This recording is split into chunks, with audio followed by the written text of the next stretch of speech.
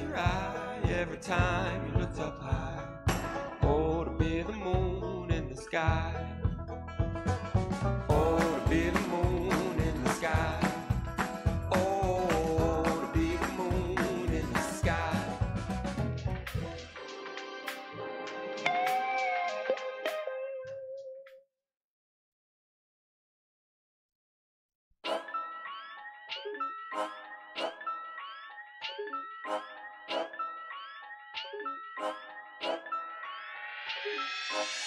Told the plug I need 100 pigs. Now my shoebox got 100 G. I told my plug I need 100 pigs. Now my shoebox got 100 G. Told the plug I need 100 pigs. Now my shoebox got 100 G. I told my plug I need 100 pigs. Now my shoebox got 100 G. I'm in Cali every week. I go hard. Bro said he got sour, need that whole yard. I'm chasing turkey bag. I'm chasing gold yard. Good afternoon. You're listening to Cannabis Corner on WNHHLP 103.5 FM, broadcasting live from downtown New Haven. We are streaming live on 2min Radio and NewHavenIndependent.org. We're also streaming live video on Facebook Live. Just go to Facebook.com/New Haven Independent or go to your Facebook page and look us up. That was so energetic, Joe. I know. I just felt like I had a little character in it. I'm going to start my voiceover career soon. That's awesome. Got to get going on that. Oh, good to see you, Joe. Good to see you. Happy Monday. Happy Monday. Kebra. Kebra just got an emergency phone call, though. But she is here this week. We love her. She is awesome. We love her. She's been all over the place, really fighting for our rights here in Connecticut. And on a federal level. That's why she wasn't here last week. Which is amazing. I want to get an update from her when she gets back in. Mm-hmm. On, what happened down there. She's doing DC. Tons of amazing work. She was down there with a lot of national leaders. I got to see them through the Facebook and Saw Instagram. the pictures, I love the pictures, and she's doing a great job at making sure to include us in that, meaning whatever she does, she's putting it on the internet. She's showing the people. She's helping, she's taking that first hand.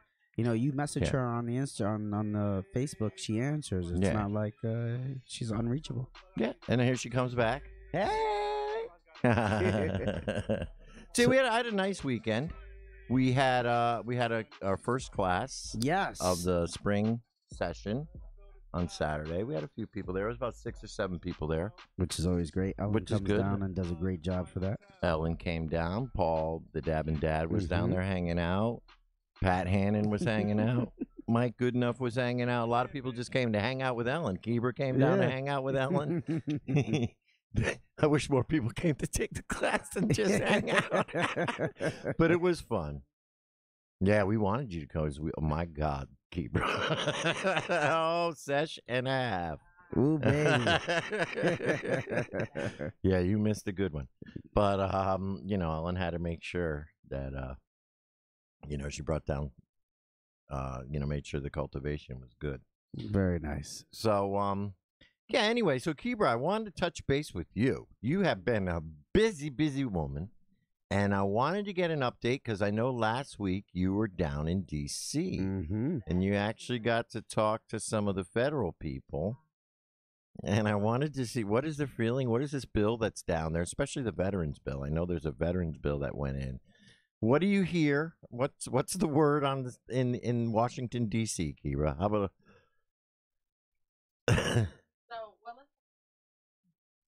Okay.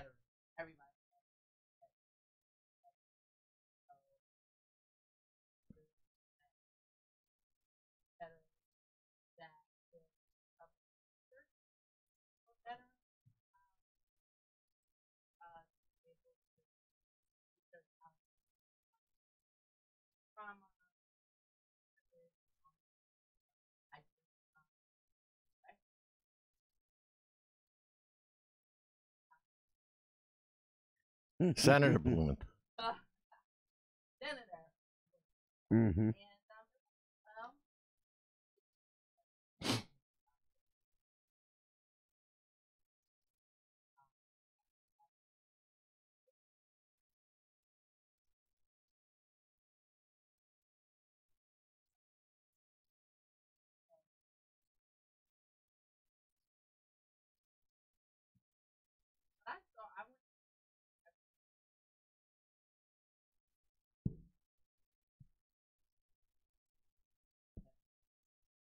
Right. And the receptions were different depending on, you know. I just got the message. Kebra's mic was off. Oh, Oh, thanks. I was Sorry. wondering. I was trying to. okay. So Blumenthal's for the veterans. There is a federal bill that is currently out there, and so he's for that.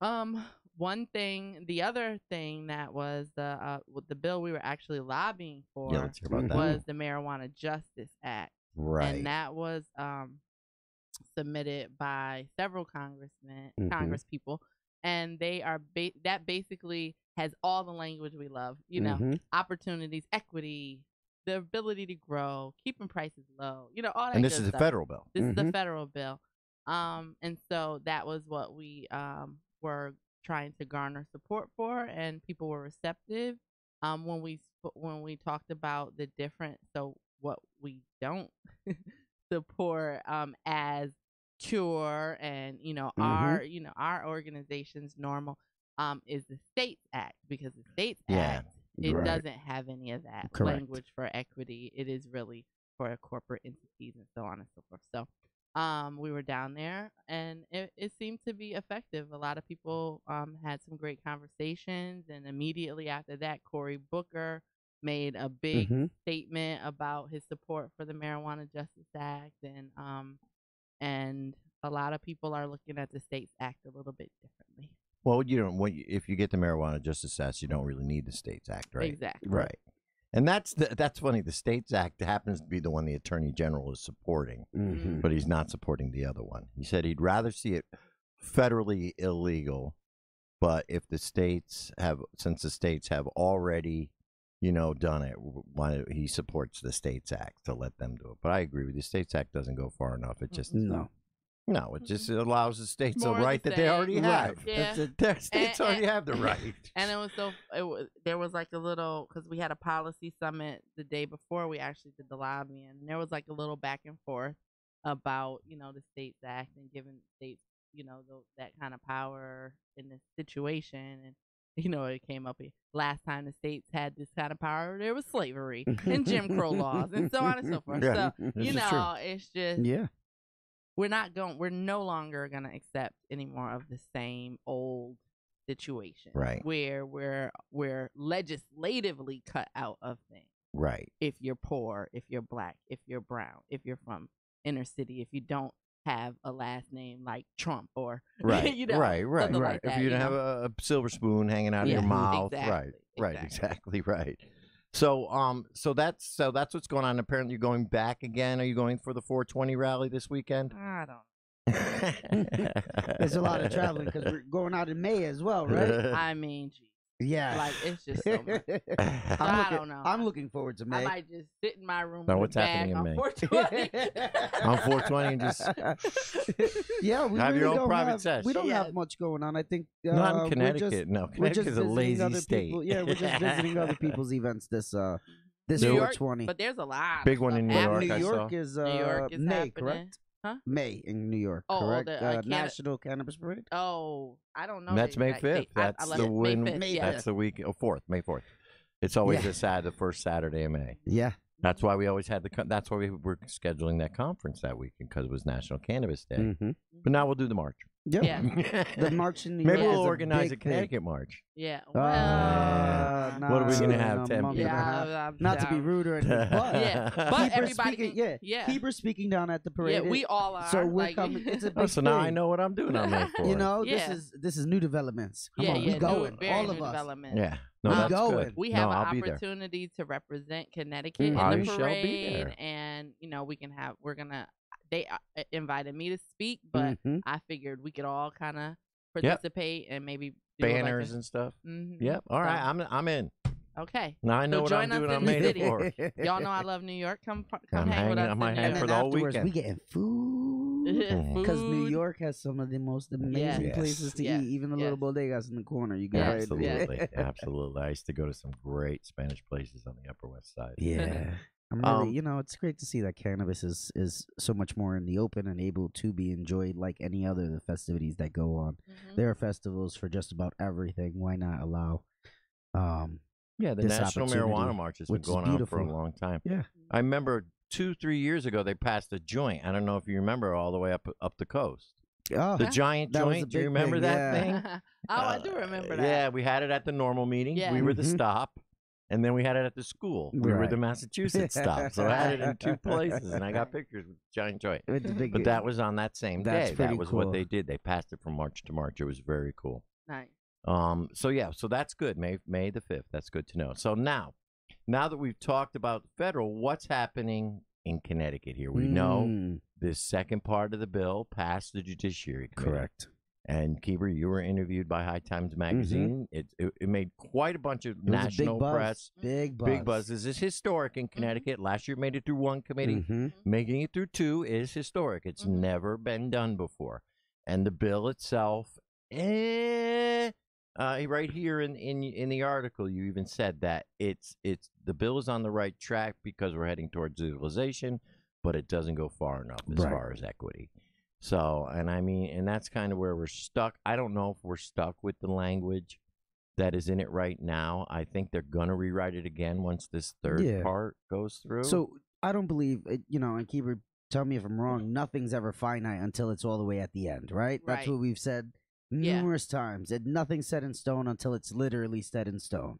Yeah, I think there's still opportunities for them to improve, what they approve upon what they put together. The legislators have people drafting these bills, and sometimes they just don't know all of the ins and outs, and so they just need a little guidance.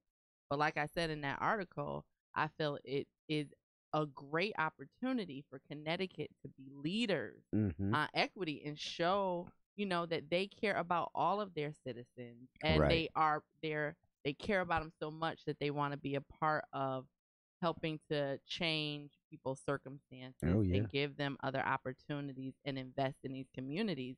And to me, that's a huge opportunity. Connecticut wants to be known as the best and the brightest, Mhm. and and They setting claim. trends and standards, and so we should set a trend and standard that would benefit all people and Yes. benefit people who normally are forgotten and left out of the Right. equation. So if they take that attitude, then I feel like they will be more willing to 100. expand their equity. They will be willing to expand the criminal penalty forgiveness, and they will. That's what I wanna see. I'm not sure about home grow. It doesn't seem like that's something that they're really trying They're to not even consider. like For the But I'm adult trying use, right? for medical. If we can That's where I focus, keep I going think on we should that part. focus our energy instead of Yeah. on all. Even though it's our right, I get it. You know what I'm saying? I Chess feel like moves. anybody Chess who wants moves. to, but I do feel like if we could at least Mhm. get medical grow rights, then that really is accomplishing what we wanted. Right, well, correct. that would be I heard. Do we If ever a- call her in? And a caregiver program. No, Yeah, I thought you put the and I sign agree up. with you. A growing caregiver. Yes. Where Exactly. somebody can grow for you as Yes. a caregiver. Right. That And- would and be under historic. the medical program would be ideal, and I've said it many times, we all have our right to grow. We can put a seed in the ground and kind of go that way. But if you're giving that full adult use in the past, just going along with what we've done in the past and not trying to push the envelope even further. When we passed medical, we put medical grow rights on the back burner. Now that we're looking to pass adult use, Putting let's adult use on the back burner, right? Right. We That's- put adult use grow on With the the back study, right? burners, but we give now it's time to give the medical grow. Right. This is true. Give and take. You didn't Right. give it to us when we first started. Here we are, almost 6 years later. I mean, Right. it got implemented in 2014, but they passed it in 2012. So yeah, almost 5 years later. Yeah. And it's time now. And it's time. truly about access and affordability Yeah. Right. for patients. Like if we're And If- that's what that's we've been yelling another- for years. yeah, and it's Patience. another opportunity for Connecticut to be a Mhm. leader on this. We didn't give it to them the first time around, but now we reconsidered this. We know insurance isn't covering their Right. medicine. so the least we could do is make it so they got to buy a couple seeds Exactly. once upon a time and make a bunch of clones. Exactly. You know? Yeah, and grow, right. And- right. And it's a bipartisan issue because there is a bill introduced by the Republicans for home grow, and there is a bill They've introduced. kind of just fallen by the wayside, They're, though. but they're there. And Robin's bill. Yeah, what was, is going on with Robin's Yeah, bill? I don't know. I gotta ask her what's going on because I haven't heard much buzz about it. But you know, it's so hard. Paul's gonna be on the line in a few, but I was like having a text conversation with him because we were talking about, you know, what was happening in Connecticut and that the bills don't go far enough, and you know, and I'm just like, it's so hard to be focused on every single part of these things and to be fighting about every single part of these things. So like if home grow is of the utmost importance to you, Fight for that. Fight for that and make sure like you're sending me information, you know, about whatever knowledge you have, and even saying, Kebra, make sure you mention such and such, you know, and kind of keeping me, because I can get hyper focused. You know, equity to me is my number one thing at this point, because if we can own it, you know, then that's a whole nother kind of scenario. But homegrown is very important to me, and I want to make sure that people understand that. But we do have to acknowledge what the Connecticut legislators, that they're at least moving in our direction. They're trying. They are trying. You know, and a lot of it, a lot of it's their own ignorance. I hate to say it. You know, you don't want to say the people who are running your state are ignorant, but they are. They are in ignorant this case. to some things. In this they're case, they're they are. ignorant to how our community operates. They're ignorant to what can't. Like, the idea is that if we allow people to grow, then there'll be all this diversion and all this other stuff. And that is just not, I mean, of course there are people in every group that there's people selling moonshine. Exactly. Yeah. Exactly. But do you stop people from making their own home beer? brewing? No. So yeah, it's tough to, and it's also tough to educate them because they don't see the reason why. Like for me, the big thing is the expungement and allowing people with felony records to enter the industry. Right. And they don't understand why that's important. Do you know what I mean? It's like, well, why do we have to give them more expungement over an ounce and a half? Right. We're going to be like hardened criminals out on the evil. Well, come on. There are people with felonies, and I just realized this, with under an ounce and a half of possession. Yes. But are they going to get expunged? But they were charged with a felony? They were charged with a felony. But they're under an ounce and a half. I know some people with a half-ounce conviction, and it's a felony.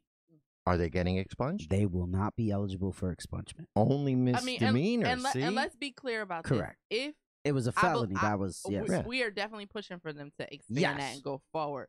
But if someone doesn't get into this automatic expungement program, you can still apply for expungement. You can still apply no matter what. We're going to continue to do expungement fairs and help you. You know, so by hook or crook, we're going to try to get you right. right. And that's something that is happening because at Canada Health, there was an expungement day. And 2 of them. Exactly. Yeah, and we're gonna have another one. And there's more coming up. So if this bill doesn't come through for that automatic expungement, understand that the rights are there. And if just reach out. Reach out. We'll help you. Yeah. I mean, the bottom line is that, yes, government has a lot to do with our current circumstances, and they have some ability to change our future circumstances.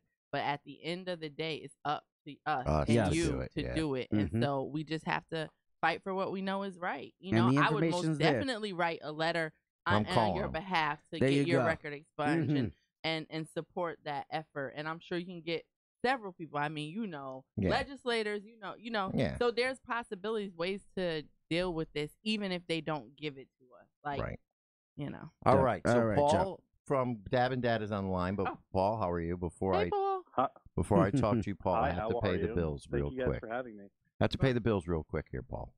You're listening to Cannabis Corner on WNHHLP 103.5 FM, broadcasting live from downtown New Haven. We are streaming live on TuneIn Radio and NewHavenIndependent.org. We're also streaming live Facebook video on Facebook Live. Just go to facebook.com/NewHavenIndependent or go to your Facebook page and look us up. All right. Doesn't Joe just exude radio today? On the line, we have Paul Kirschberg from DabandDad.com and Connecticut Normal. Paul, how are you? Good. How are you? Thank you for having me. Oh, we really. Hey, Paul. Hey, Paul. So, Hi. Paul, we were just talking about you and your conversation that Kebra had with about how the bill does not go far enough as far as expungement and as far as a few other things. So, what is Connecticut Normal's position on this bill? On parts 1 and 2, because we haven't seen part 3 yet. Correct. So, I mean, there's good and bad.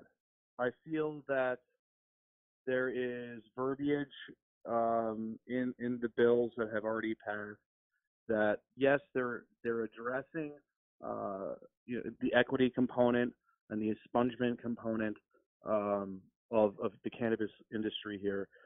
But I'm kind of under the belief that they're not going far enough. And there's a lot of confusion and really what the point is with the language moving forward. Obviously, there's a huge push between the Black Puerto Rican Caucus for equity and expungement, which are highly sought after by all advocates for this cause. And my concern is they don't really understand the impact and the necessity of planning and establishing a process for equitable programs to be successful here in the state.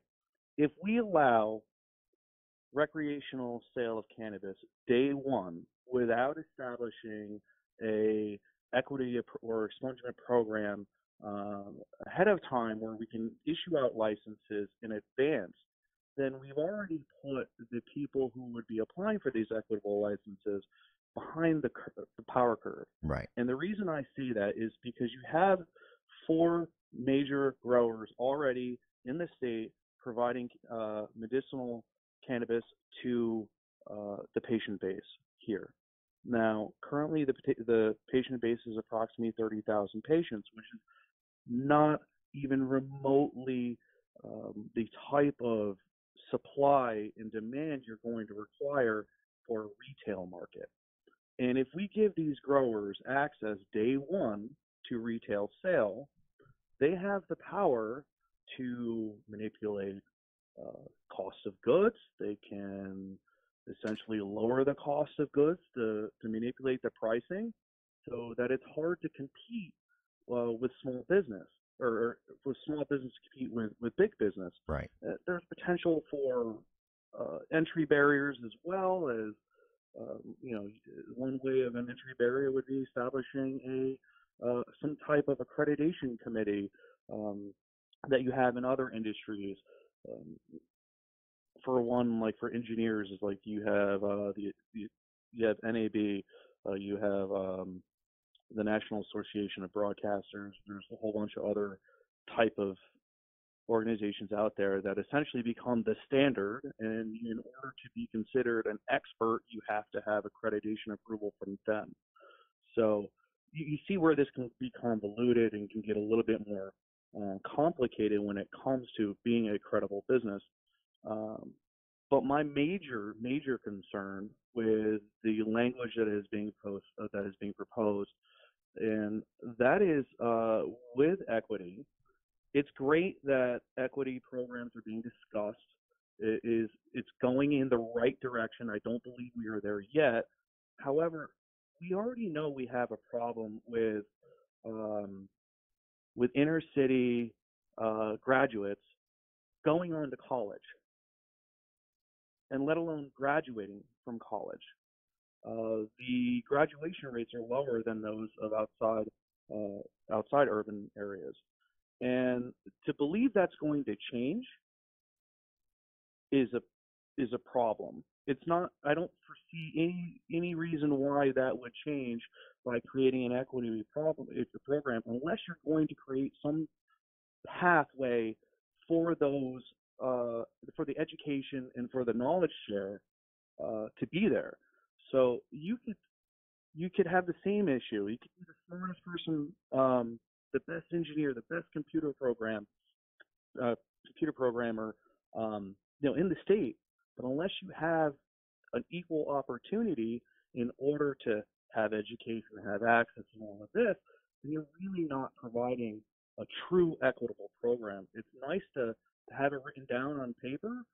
My concern is really getting people pushed into equitable programs and getting the funding and everything that we need to revitalize these urban demographics. Well, I think, Paul, what you're speaking of more is about community reinvestment, which is going to be dealt with in this third part of the bill by the finance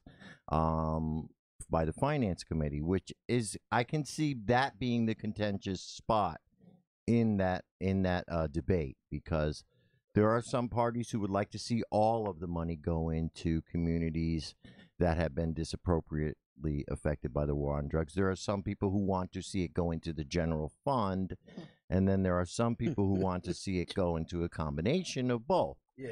So this is the issue I see might come up with this third hearing, and you're talking about programs. And then, of course, you have to make sure, again, that money, whatever percentage or whatever they decide to give back to the communities, gets put in the right places in those type of programs, you say, to make sure that people are put in programs where they can get a little extra help or a little extra tutoring to be able to graduate high school, whereas they wouldn't have before. So I think that's more to be dealt with in this third part. Am I correct? Yeah. But I would say yes, they're going to address more of that, but I'm more concerned with not necessarily the funding, but the program itself. You really don't hear, so far we haven't really heard about opportunities for educator higher learning. I mean, it's great that UConn has a cannabis-related horticulture class, the first in the nation. It's great. It's unbelievable. But how many people do you think from Connecticut are going to be able to get in there? No, I understand. That's the question. There's got to be alternate means. The other concern I would raise when it comes to funding is we've already learned the hard way, unfortunately, with the medical program, where originally the funding that was generated by the medical program was supposed to be stay self-generating within the medical program, and that was not the case. And we would argue that that's probably to the detriment of the patient base, where you have no funding. Probably. There's long wait times. That's why, though, because they had, in other words, they were supposed to have the money to hire more staff, to upgrade their technology, and do everything they needed to do to get the program so it was running smoothly and in a very, reasonable fashion. And it's not. That's because they took the money. They had over $1 million in that fund that they just took. That could have been going to pay people's salaries and improve the program. So there have been conversations about taking the funds and putting them into a lockbox, which is some government term for money they can't touch. And then being very specific. So like from Farah, he proposed this universal care program. I don't even call it child care because it's actually for daycare, after school programs, senior care, so adult daycare, like all in one center where you have across the lifespan, you're providing free assistance for those people with cannabis funds by way of community reinvestment and targeting, specific neighborhoods in distressed cities. And I think that's a really good idea. That's a beautiful I think idea. at the end of the day, we're not going. We are not going. There are going to be some things that we are still going to have to do ourselves. Yeah. Like education is important to the three of us, so we have classes. Yeah. And we may have to ramp that up and do something differently. We may be have able to try find and funds. do business with the government. We might have to do business with the state of Connecticut. Yeah. I mean, I just recently, began talks with Gateway about teaching classes and or coming up with something there. And so, that might be a the government's not going to ever give us everything. Not at all. It's never ever going to happen. But one thing you said that I think is important, because I was like, no, the current infrastructure shouldn't get started in the beginning and go forward or whatever. I'm against that. And I kind of still am, but I do see an angle that could be beneficial to us. And that is if we do allow the current infrastructure to begin to implement pretty much day one just to get things going, then we'll generate funds to help support those equity applicants while they begin to go. Mm-hmm. So, we can kind of, if we're able to lock that up and really put that in writing. So all this is contingent upon the right language, like you said, that the verbiage is there, that there's not may but shells. Right. This money shall go into this lockbox that will go to communities or help to assist equity applicants. Because listen, like if I'm from a community that was over policed and I want to open a business and I know nothing about business, but I know, I love cannabis, the science of it, and I want to be a part of this industry, that should be enough.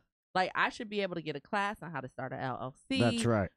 How to run QuickBooks, how to, actually do extractions and so on and so forth. And that's the kind of money that that's the kind of services that we could do with that initial head start money from the current infrastructure. And if they want something that has to be spend because they that money, don't they have can the come to us. exact history of reinvesting in the community. Not None at of them. all. Pure Not at Leaf, all. I will say, at least in Mass, they have some community programs. Mm-hmm. I don't know that they've done any here in Connecticut yet. I think that's up to us as well. Because now that we do know Pure Leaf is doing it in Massachusetts, why are we not? Why are we not doing it here? Yeah. I think because they have dispensaries dispensaries up there, so they do them through the dispensaries. I believe some of the issues stem back to with what you're allowed to do. From if you remember back a few years ago, there used to have grower days, and the growers would come and they would talk about the products and they would meet the patients, and they would have non-medicated samples for people to taste and get feedback on. But that all stopped because it was a way of it was misconstrued as a way of advertising, like product placement and advertising, and, which I think is stupid. Really, you're selling something. So a you lot should of be able that to got advertise. pushed back. I would wonder if it wasn't necessarily the growers who took a step back from from giving back to the community. If maybe it was how it was being perceived that they were doing it. Were they trying to give back to the community, or were they trying to generate like a marketing campaign? Well, I mean, how and about if they did just both, write checks? Yeah. How about we don't care if they come to and give out samples? How about they write checks? Right. How about write checks? Right. Build a community center in West Haven where there's a big giant grow facility. That's not exactly a high income area. Mm-hmm. Build a community center. They could use a community center in West Haven. Mm-hmm. Build one there. Do you know what I'm Do saying? one in New Haven first. Yeah, well, that's right. Well, the New Haven businesses need right. That's New Haven right County. in the middle, right in the We'll middle. take They're New doing Haven that County. both and share. Yeah. But still, that's the type of thing they need to be doing. Really take some of that money and help out the communities where they're located. We got Simsbury, that's way up there. There's all kinds of stuff they could be doing. And truthfully, if we get the legislation to write that it is a requirement. Right, for them, that's what I was Because I getting don't want to at. ask them for anything. That's I just what I was want them to getting cut at. the check automatically when they pay their taxes. They also pay their community into the community reinvestment fund. Right. Right. But I just think that I agree with you, Paul. I mean, we had this conversation. I just talked about this conversation that the legislation that is being proposed doesn't go far enough, right? At all. Like it should be that anybody who ever got convicted of cannabis in any way is now clear and free, because there are people making millions of dollars, and half these people maybe made hundreds of dollars. Right. And that's really ridiculous. But and we're not even talking about the expungement process right now with the legalization amount that they're proposing at 1.5 ounces. Ridiculous. I mean, that's the lowest in the nation. Yeah. And I'm really concerned with what their intent is. I mean, when you're decriminalizing, when you're telling individuals that, okay, when legalization, if were to happen, you're going to be able to carry on your 1.5 ounces. Okay. But your expungement is still at that 1.5 ounces. Imagine a medical patient. I mean, granted this is situational, but if you were a medical patient, you lapsed your card, you got caught with possession, and you had 2 ounces on you, right? Technically, you're in violation. You would not be. You would have to go through a different expungement process. You would have to, essentially go through all these hoops for what? Hmm. You're, Oh, I agree. mean, medicinal use and recreational use are the same. One just is authorized through the state. One is not. Well, we were discussing that, earlier about that, the same thing with, oh, I lost my train. Yeah. So with the amount limit, so The I even limits, take. yeah. So let's think of it this way: as we'll break it down to, if you enjoy a glass of wine, but you enjoy this glass of wine on maybe Right. Tuesdays, so you get 1 or 2 bottles of this glass of wine. We'll call it a Moscato. I like Moscato on Wednesdays, maybe. So I go to ABC liquor store and they've got it on sale for $1 a bottle or something, and I say, all right, I'm racking up. it's not illegal for me to buy 4 cases of that Right. Moscato at Right. And $1 store it a at piece your house. and store it at my house in my wine cellar or something. Mhm. I would like that ability with cannabis. Mhm. Right, and that's kind of what I You was trying know, to say. I Mhm. would like to have Right. those craft growers or someplace, or even, It shouldn't be criminal it to shouldn't be at have all. cannabis. Yeah, and Yeah, this is Period. if it's legal like everything else, you Yes. have. it should And be this is legal. that Yeah. mentality that even though we're making it legal, it's really not. You Right. know what I mean? We're Exactly. just Now it's regulated. legal and twice as taboo. Yeah, Exactly. a lot of Mhm. the stuff they put in that judicial bill makes it seem like now that we've legalized it, we're going to make the penalties Even worse. even worse. And then you You know know? who will be targeted. And that's still. still the Right. same You know, targeting. And it's surprising. Well, so the dispensaries in Rhode Island have something that they do. It's called a limited drop. And if you're a patient on the quote unquote VIP list of this limited drop through your dispensary, I'm talking straight medical patients at the dispensary, not, they do a limited drop of what your limit is. I'm able to go up and get 2 ounces if I was staying in there. And the limited drop would give me my limit for the first 15 days and then allow me to re-up again in 15 days after that, back with regular supplies. So now you sell your limit out because it's a bulk purchase, basically. And you can hoard this or smoke it all in one, partake in it all in one sitting. But the idea would be to hoard this because this is limited edition. This is only coming from this one plant. And that's the idea of the craft portion. And they integrated it into the dispensary system up there. But that's not going to be around. So if I find that works great for my anxiety or my depression or my sleep, Yeah. it was limited. I'm not going to be able to get it again. Why can't I buy the case? Well, there's no, and, I and that's the mean, thing. So you know how many times I go to the dispensary and they have something that is like a unicorn, Yep. and I'm like, oh, Biscay. Ooh, I should can buy I get like 3? Yeah, or whatever, Yeah. just because nobody wants to deal with not having the strain that works well for them. Mm-hmm. And some of us, like me, it's Mhm. mostly for focus and positive Right. spirits. But people who are on certain cannabis strains for pain Mhm. management, for anti-inflammatory effects, for all these other things, like they can't get different strains that are as effective, and that's Right. not fair to them. Right. So that's why they should allow people to grow. Right. That's another Correct. reason. So besides affordability is that accessibility to your medicine all the time. Yeah.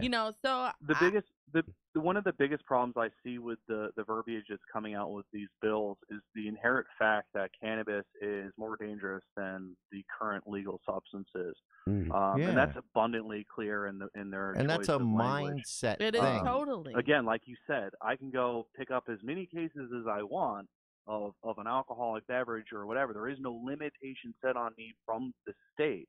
There may be from a craft brewer, but there's not. I can walk into any liquor store or any store and purchase as much as I want. As and I much can as they'll walk let out you. and nobody is going to say anything to me. Same with And Nobody's it's going to come into my scientifically home and check how many bottles I have of wine in my basement. Mhm. People actually have wine cellars with 5,000. They can have thousands of bottles of Yeah. wine, Yeah. Mm. and that's acceptable. And it has behavior. been proven time and time again that cannabis is 100% safer than alcohol Or cigarettes, nicotine. or And cigarettes. where are the studies being mandated? What? Show me a law. Show me your any alcohol law that establishes a study Mhm. on which you can determine the safety of holding your own or growing your own and storing your own cannabis. It's a waste. Where do you of have that? time. Or where do you have that in alcohol relations? Homebrew don't. study? Did they make a homebrew No. study before they legalized it? No. Nope. They just let 'em. just legalized No. it because the legislators wanted it. Yep. You know? Yeah. And that's that's exactly right. This whole double standard thing, it has to change. I think over time it will. But, there's enough states that have legalized that we can look back at and see that they have removed the stigma. Colorado, Mhm. Washington, the West seems to remove the stigma a lot easier than the East. And Connecticut, like you said, it has the lowest possession limit. This They means all use it. Yeah. Like, that's the thing Oh. about it. Probably you have these people that are publicly coming against it. are using Go it. home in their closet and smoke it. But Yeah. I can't come out and say it. No, You know exactly what? right. It comes to A those lot of points. people here are making judgments on this legalization process Mhm. without actually understanding what it is they're talking about. Yeah. You have a lot of people who talk about cannabis as if they know what it is, but they haven't probably used it since high school or even before, and who knows how long that was. And on top of it, again, your majority of the people who are in opposition to cannabis are talking about potentially their use as an adolescent, which we're not supporting. We're supporting adult use. I can't stand it when they traipse them kids up there Oh. to testify. Like, They this should ain't be in about you school. children.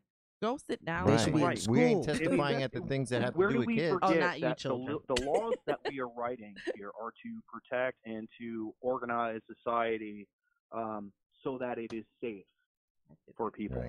Right. When you Okay. start creating this, I mean, we're not tearing down the stigmas right now. All we're really doing is continuing them on by this oppressive language, where again, it's inherently saying that cannabis is still worse than alcohol and Yeah. nicotine.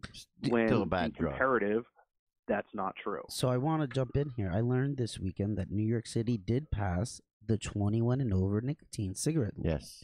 So in New York so did City, certain cities in Connecticut. yeah, you have to be 21 Milford, or, Connecticut. you have to be 21 or over to purchase cigarettes, and I think that's awesome. Milford think too, that's and the awesome, state's too. going to do it. I think we're going to do it statewide. Yeah. That's fine. I think it should be. Yeah. I think it And should then be. right there, it kind of does affect some of the cannabis users because now you'll have to be 21 to go buy a Dutch. That's true. That's true.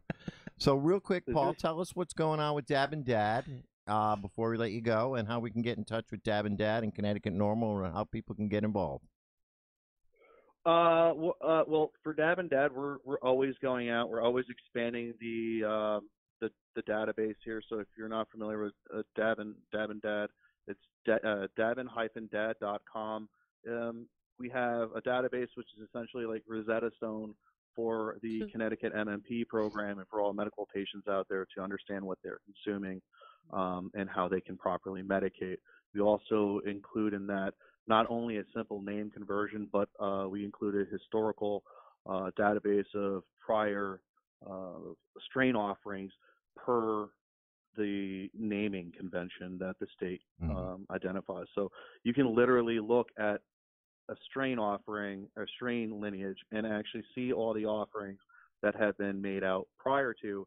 And if you sampled those, one of those offerings in the past, you can potentially look at the cannabinoid and terpene profiles and compare them to the ones that are out. So you can essentially come up with what you should expect as an outcome, Nice. which is very beneficial from a medical standpoint. Very cool. We're expanding that as well. I will be down with a crew in DC this weekend for the National Cannabis Convention, or National Cannabis Festival, which is at the RFK Stadium, and we will be continue on advocating for state rights, veteran rights, equity rights, expungement processes as well.